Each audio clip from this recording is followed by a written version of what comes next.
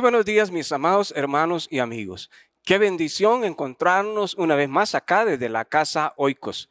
Les enviamos un caluroso saludo desde nuestra iglesia, la Iglesia Bautista Oikos, acá en San José, Costa Rica, y nuestra iglesia allá en la zona atlántica en Guapiles. Te enviamos un caluroso saludo y anhelamos pronto poder tener un encuentro todos juntos para adorar y bendecir el nombre del Señor. Te saluda el pastor Adolfo García y es para mí una gran bendición tener la oportunidad esta mañana de compartir la palabra de Dios contigo. Quiero, antes de iniciar el mensaje, recordarte lo importante que es cuidarnos. Recuerda las reglas sanitarias que las organizaciones de salud nos indican. Sé diligente en el cumplimiento de cada una de estas reglas. Cuídate, cuida a los tuyos, cuida a aquellos que trabajan contigo. Si todos nos cuidamos, pronto podremos tener mejores condiciones para reunirnos. También quiero animarte, mi amado hermano, que tomes un tiempo en tu agenda para orar por el ministerio Oikos, para orar por el pastor Adolfo García, por su esposa Selenia, por sus hijos y por la iglesia, para que Dios nos siga abriendo puertas, para que el Señor siga dándonos la oportunidad de llevar su palabra a todo lugar. Que el Señor nos permita ser instrumentos útiles en tus manos. Así que dedica unos minutos de tu tiempo para orar por nosotros. Estaríamos inmensamente agradecidos si así lo haces. Quiero animarte también, amado hermano, que si el Señor pone en tu corazón compartir una ofrenda, una donación, enviar tus diezmos o hacer algo por este ministerio, no lo dudes. Acude prontamente a los medios que te vamos a dar y deposita ahí tu donación o tu ofrenda, que con todo gusto y con mucho amor la estaremos recibiendo y estaremos con un corazón lleno de gratitud. Puedes hacerlo a la cuenta del Banco Nacional que aparece ahí al pie de tu pantalla. También puedes hacerlo al simple móvil, a ese número telefónico que aparece ahí. A la vuelta de tu envío te estaremos enviando un mensaje de gratitud. Así es que permite a Dios obrar en tu corazón y si Él te lo inquieta en este sentido, sé obediente y diligente y bendícenos a través de tus recursos. Ahora, amado hermano, quiero pedirte que inclines tu rostro y elevemos una oración al Señor. Oremos. Señor, te damos muchísimas gracias esta mañana. Gracias por la oportunidad nuevamente de estar aquí en tu casa, de poder salir adelante después de una crisis de salud, pero gracias, Señor, porque tú eres bueno. Y gracias porque nuevamente nos permites estar compartiendo tu palabra con el pueblo. Pido tu bendición, tu dirección, tu auxilio en este momento, para que pueda hacerlo con claridad y con sencillez, para que nuestros hermanos y amigos, al escuchar tu palabra, sus corazones sean compungidos y puedan conocerte y entender lo maravilloso que es cuando tú vives y reinas en nuestras vidas. Ponemos este tiempo en tus manos, en el nombre de Jesús. Amén y amén. Ahora, amado hermano, quiero invitarte que abras tu Biblia en el libro de Hechos, en el Nuevo Testamento. Hechos capítulo 2. Vamos a hacer la lectura de algunos versos de este versículo y después estaremos hablando de esa maravillosa iglesia que surgió en el primer siglo. Hechos capítulo 2, versos 14 al 21. Dice así la palabra del Señor. Entonces Pedro, poniéndose en pie con los 11, alzó la voz y les habló diciendo: varones judíos, todos los que habitáis en Jerusalén, esto os sea notorio y oíd mis palabras, porque estos no están ebrios como vosotros suponéis, puesto que es la hora tercera del día. Mas esto es lo dicho por el profeta Joel. Y en los postreros días, dice Dios, derramaré de mi espíritu sobre toda carne, y vuestros hijos y vuestras hijas profetizarán. Vuestros jóvenes verán visiones, y vuestros ancianos soñarán sueños. Y de cierto sobre mis siervos y sobre mis siervas en aquellos días derramaré de mi espíritu y profetizarán. Y daré prodigios arriba en el cielo y señales abajo en la tierra, sangre y fuego y vapor de humo. El sol se convertirá en tinieblas y la luna en sangre antes que venga el día del Señor grande y manifiesto. Y todo aquel que invocare el nombre del Señor será salvo. Qué tremenda lectura y qué tremendo esas palabras de aquel hombre, aquel día cuando la iglesia naciente experimenta un poderoso milagro en la vida de cada persona. Fue como una explosión, la dinámica de Dios operando en virtud de un Cristo vivo que deja su impacto en la vida de tanta gente, en base de su promesa. Después de 50 días de resurrección, vino el Espíritu Santo. Vino acompañado con un estruendo como de un viento recio, como de lenguas repartidas de fuego que se posaron sobre aquellos 120 personas que estaban en aquel aposento alto. Y se cumple así la promesa de la plenitud de su presencia en sus hijos. Esa promesa que el Señor les había hecho antes de su ascensión, allá en el Evangelio de Lucas, es narrado en Lucas capítulo 24. Y así es como comienza una nueva era, la era de la iglesia cristiana, y que nosotros hoy seguimos construyendo y seguimos creciendo y seguimos levantando con esa promesa maravillosa que Dios nos dio y cumplió aquel día allá en Jerusalén, cuando aquellos hombres estaban reunidos en aquel aposento alto. Pero recordemos, hermanos, por un momento, esos grandes cambios que hubo en aquellas personas que estaban ahí presentes, y sobre todo en un personaje muy conocido que se llama Pedro. ¿Sabe que Pedro había negado al Señor Jesucristo no hacía mucho tiempo? Cuando Jesús estaba siendo interrogado allá en Jerusalén, Pedro en aquella noche estaba junto a unas personas que se calentaban alrededor de una fogata. Mientras Pedro estaba ahí y el maestro era interrogado, algunas personas reconocieron a Pedro como uno de sus seguidores. En realidad fue una mujer la que lo identificó en primer lugar, y aquella mujer lo encaró. Y entonces dice Marcos capítulo 14, versículo 1, que al ser Pedro encarado por aquella mujer que aludía que él era un seguidor de Jesús, Pedro negó ante aquella mujer y empezó a maldecir y empezó a jurar y empezó a decir: no conozco a ese hombre de quien me están hablando. Ese era Pedro, un hombre un poco caminando en dos aguas. Un hombre traicionero, un hombre vergonzoso, un hombre tímido. Aunque era colérico, lo encontramos ahora en un momento de su vida temeroso, asustado. Cambia de opinión. Se le olvida quién era él y quién era aquel de quien le estaban hablando. Pero ahora lo vemos después de aquel evento maravilloso de la venida del Espíritu Santo, predicando. Y dice que ahora Pedro, lleno del Espíritu Santo, con denuedo se levanta y predica al pueblo. Y les dice en Hechos capítulo 2, versos 32, a este Jesús resucitó Dios, de lo cual todos nosotros somos testigos. Así que, exaltado a la diestra de Dios y habiendo recibido del Padre la promesa del Espíritu Santo, ha derramado esto que vosotros veis y oís. Así que sepa, pues, ciertísimamente toda la casa de Israel, que a este Jesús, a quien vosotros crucificasteis, Dios ha hecho Señor y Cristo. Mi amado hermano, ¿no es esto tremendo? ¿No es esto maravilloso? Ver a aquel hombre traicionero que hacía unos pocos días se había levantado en medio de un grupo de personas para maldecir y renegar sobre aquel hombre llamado Jesús, diciendo: no lo conozco. Y lo vemos unos días después, lleno del Espíritu Santo de Dios, predicando la palabra. ¿No es increíble lo que Dios puede hacer en el corazón de una persona que decide consagrar su vida a Él? ¿Ha experimentado usted este cambio en su vida?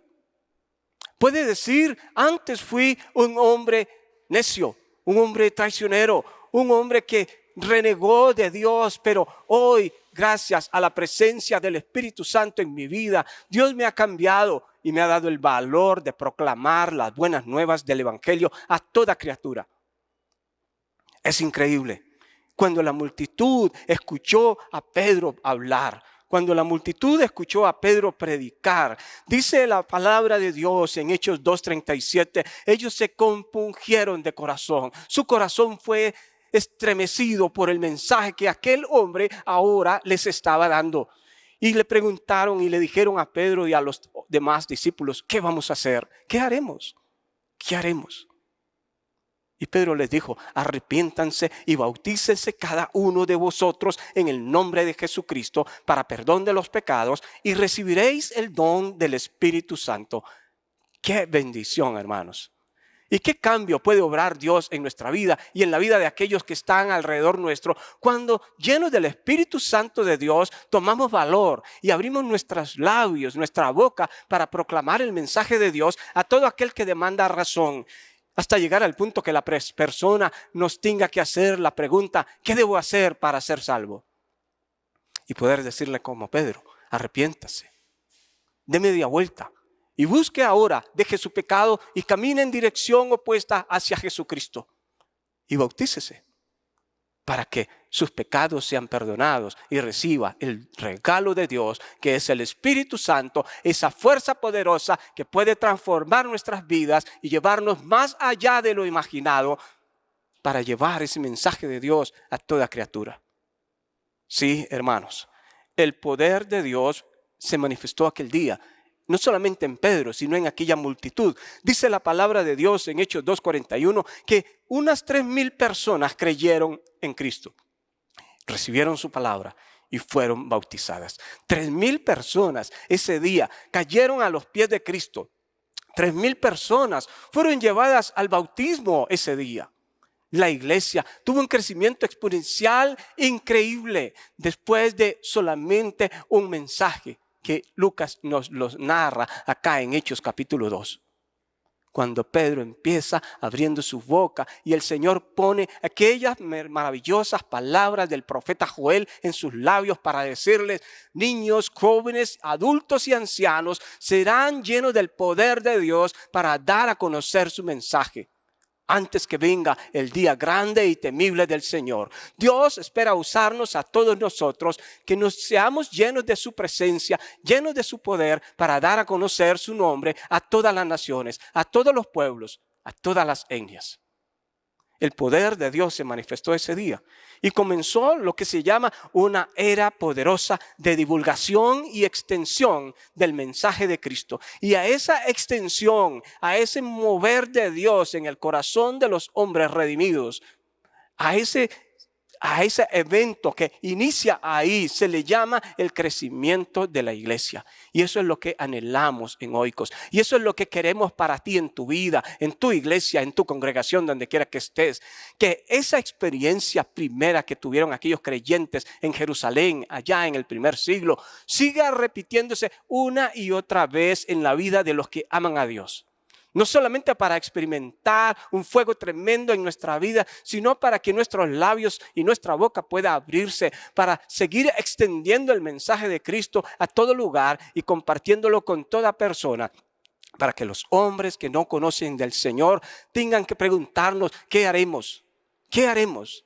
Y poder presentarles la única respuesta posible para tener vida eterna. Presentarles a nuestro Señor Jesucristo. Hubo crecimiento ese día, hubo un crecimiento increíble, hubo crecimiento espiritual en las personas que estaban ahí. Y debe haber crecimiento espiritual en cada uno de nosotros también que estamos hoy aquí, así como hubo aquel día. Una evidencia de la presencia del Espíritu Santo en el corazón de los hombres es el crecimiento espiritual. Si eres un cristiano y han pasado 5, 10, 15, 20 años, y sigues siendo el mismo, la misma persona que vienes una y otra vez y te sientas en una silla para escuchar. Pero tu vida no da frutos, no hay crecimiento espiritual.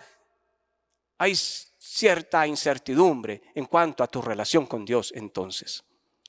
Una señal de la presencia del Espíritu Santo en la vida de los creyentes es el crecimiento espiritual. Es ese crecimiento interno del individuo que lo mueve a ir más allá. La última parte de Hechos 2 narra los resultados y las características de este grupo de personas. Y que espero sean los resultados y las características tuyas y las mías y la de cada uno de los que estamos acá presentes. Hubo crecimiento espiritual, un crecimiento interno en cuanto a la relación con Dios. Antes eran temerosos, nerviosos. Antes estaban encerrados en un edificio de 4 paredes que se le conocía como el aposento alto. Todos los días iban al aposento alto. Todos los días estaban ahí reunidos. Todos los días hablaban de Jesús. Una y otra vez venían al aposento alto, pero nerviosos, asustados, con sus labios cerrados, temerosos. Así eran antes, pero ahora las Escrituras, después de aquel encuentro poderoso con el Señor Jesucristo y el Espíritu Santo en sus vidas, las Escrituras los describen así: perseveraban en la doctrina de los apóstoles. ¿Cómo no iban a crecer espiritualmente? Si aquellas personas eran fieles en conservar las enseñanzas que los apóstoles les transmitían. Y esta es una característica realmente curiosa y evidente en la vida de las personas que quieren crecer espiritualmente. No podemos crecer si no perseveramos en las cosas que aprendemos, en lo que les enseñamos, si no nos damos a la tarea de estudiar, de permanecer y de practicar. De nada sirve escuchar y escuchar y escuchar y nunca hacer. ¿Cuántos sermones, cuántas lecciones de escuela dominical, cuántas clases de discipulado, cuántos cursos de evangelismo hemos llevado y estamos llenos de teoría? Pero esta mañana quiero recordarte, el conocimiento por sí mismo no nos ayuda en gran cosa. Necesitamos una relación íntima con Cristo, que nuestra vida cristiana, nuestra espiritualidad, nuestra relación con Dios pueda crecer a través del estudio de la palabra, de perseverar. Cada vez que compartimos una enseñanza, la puedas atesorar en tu corazón y masticarla y reflexionar sobre ella y ponerla en práctica una y otra vez. Perseveraban en la doctrina de los apóstoles, por eso crecieron espiritualmente. Dice Hechos 2:42, perseveraban en las oraciones. Quiere decir, se mantenían juntos orando. Una cosa que hoy es difícil en las iglesias muchas veces. Los cultos de oración son los menos concurridos. Cuando hablamos de orar, las personas evaden su compromiso.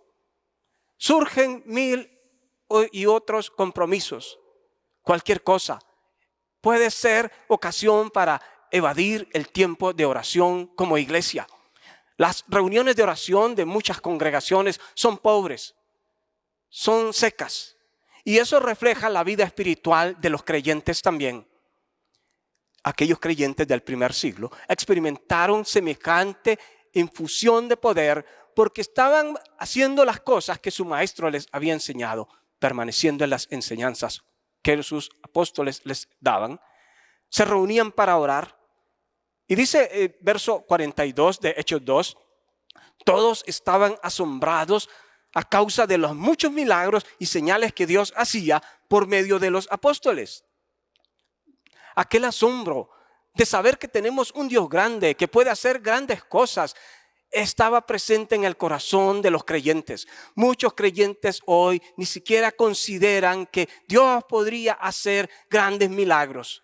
Están más enfrascados y su esperanza está más puesta en la ciencia, está más puesta en los negocios, está más puesta en las personas.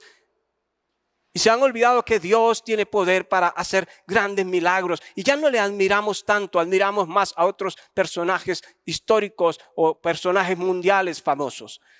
Pero aquella gente estaba asombrada a causa de los milagros y señales que Dios hacía por medio de los apóstoles. No solamente perseveraban en la doctrina, no solamente eran fieles en conservar las enseñanzas, no solamente se reunían a orar para estar juntos en oración, sino que también mantenían esa expectación, esa expectativa de qué es lo que Dios va a hacer hoy, qué va a hacer mañana. Y por esa razón, dice el verso 47, alababan a Dios. Alababan a Dios. Sus expresiones continuas eran de alabanza a Dios. no de queja, no de lamento, pero sí de alabanza. Por eso se dice que crecieron espiritualmente, porque estas señales que Lucas nos describe en este verso, en este capítulo 2 de Hechos, evidencian su crecimiento espiritual, su amor por la palabra, su amor por la oración, su expectativa de las cosas que Dios iba a hacer y su constante adoración a Dios y alabanza. Pero también crecieron, no solamente espiritualmente, crecieron en unidad. Claro que aquella iglesia creció en unidad en aquellos días. Como grupo de personas, ellos tenían el deseo de estar juntos. La obra del Señor en ese grupo de personas que era tan diverso se manifestó de una manera tan maravillosa. Habían tantas gentes tan diferentes, gentes de diferentes naciones, con diferentes idiomas, con diferentes formas de pensar, pero reunidos todos ahí en la iglesia adorando a Dios, ahora experimentan unidad. Esa es una necesidad y una evidencia de la iglesia espiritual, la unidad de la iglesia. Es difícil experimentar la gracia y el poder de Dios cuando la iglesia no está unida, cuando la iglesia se muestra fraccionada, cuando no hay armonía entre los que conformamos la congregación. No es posible crecer espiritualmente y mucho menos dar testimonio de ese poder de Dios. Pero aquella iglesia en Jerusalén experimentó un crecimiento en su unidad fraternal, su vida, su relación con Dios por la fe. Eso amarraba aquel amor cristiano. Les gustaba vivir juntos, tenían el mismo propósito. Frases como verso 42 cuando dice: ellos perseveraban en la comunión unos con otros. Quiere decir, les gustaba compartir lo que tenían. Perseveraban quiere decir constantemente, continuamente, una y otra vez manifestaban y querían compartir lo que tenían, su comunión, estar juntos. Dice el verso 44, los que habían creído estaban juntos. Todos los creyentes estaban muy unidos. Se congregaban todos los días, permanecían juntos, tenían un propósito, una idea, un concepto que querían llevar adelante acerca de su fe.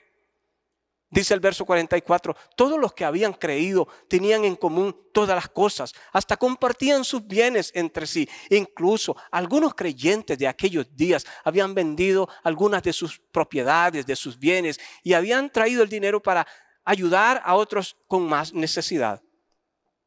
Ellos perseveraban, dice el versículo 46, perseveraban cada día en el templo.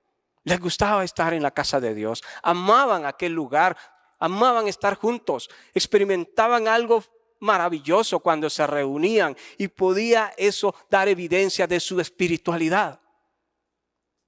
A veces para poder estar juntos, un grupo de creyentes necesitamos repartir comida. Necesitamos dar regalos, necesitamos ofrecer algo a la gente extra para que vengan con algún interés. Pero aquellos creyentes no solamente estaban experimentando un crecimiento interno espiritual, amando la palabra, la oración y la unidad, sino que también estaban reafirmando su unidad interna como grupo. Y lo evidenciaban al dar esas señales de que les encantaba estar juntos en la casa de Dios. Les encantaba compartir lo que tenían. Les gustaba realmente tener presencia y estar todos juntos para disfrutar de la compañía unos de otros. Y comían juntos, dice el verso 46. Les gustaba comer juntos con alegría y sencillez de corazón. Quizás no eran grandes manjares, pero solo el hecho de estar juntos era una bendición. Una señal de crecimiento de la iglesia. Una señal de la presencia del poder de Dios, del Espíritu Santo en la vida de los creyentes, es no solamente su deseo de crecer internamente, pero también el crecimiento como iglesia, el crecimiento en unidad. El Salmo 133 nos dice: miren cuán bueno y cuán delicioso es habitar los hermanos juntos en armonía. Es como el buen óleo sobre la cabeza, el cual desciende sobre la barba de Aarón, y baja hasta el borde de sus vestidos, como el rocío de Hermón que desciende sobre los montes de Sión, porque allí envía Jehová bendición y vida eterna.